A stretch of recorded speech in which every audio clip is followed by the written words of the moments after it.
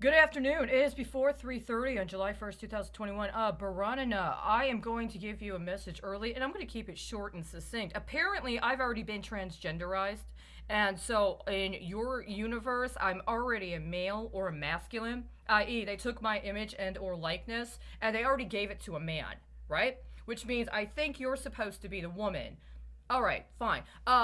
Please understand, when we met, my understanding is very shortly after we met, actually, within 24 hours of us meeting, there was a public announcement that there had been a treaty that had been brokered, or rather a deal that had been confirmed between Belarus and Russia.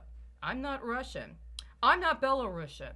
Now, if somebody had been honest with me about what the matters entailed were, I might have considered being involved with some sort of cooperative effort. And actually, the United States is under treaty to actually engage in certain kinds of cooperative actions, both with Belarus and Russia. But here's the problem.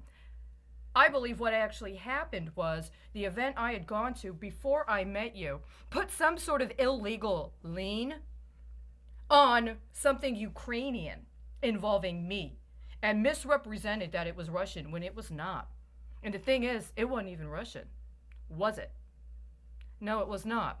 So I can understand if you're confused and how after I shortly thereafter tried to talk with you after seeing you again, you were a bit evasive.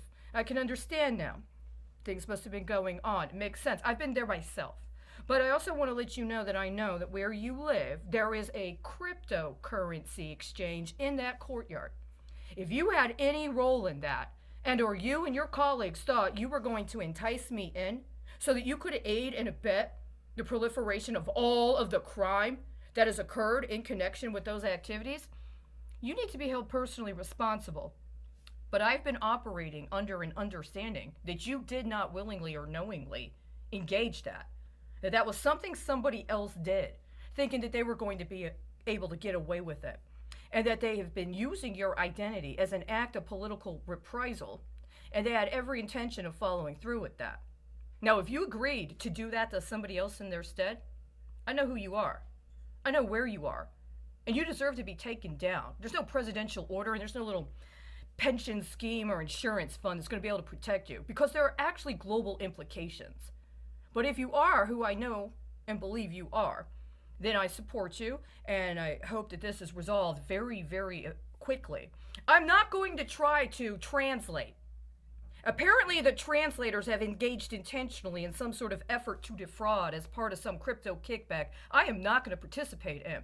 I've spent 5 years in circumstances where my currency is intentionally artificially depreciated in order to leverage my kidnapping to finance acts of terrorism in other parts of the world. Perhaps you've been subjected to something similar.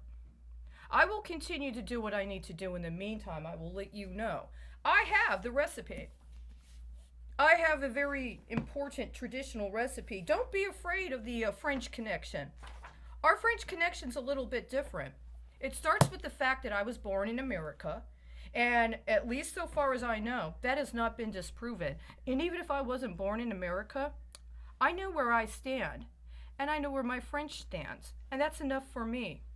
Any of those other matters could have been dealt with in a professional and or at least official and honest context. All this other crap was completely unnecessary. If there was anybody else that thought they were going to get any advantage out of this, it behooved them to demonstrate a comportment commensurate with what they were expecting.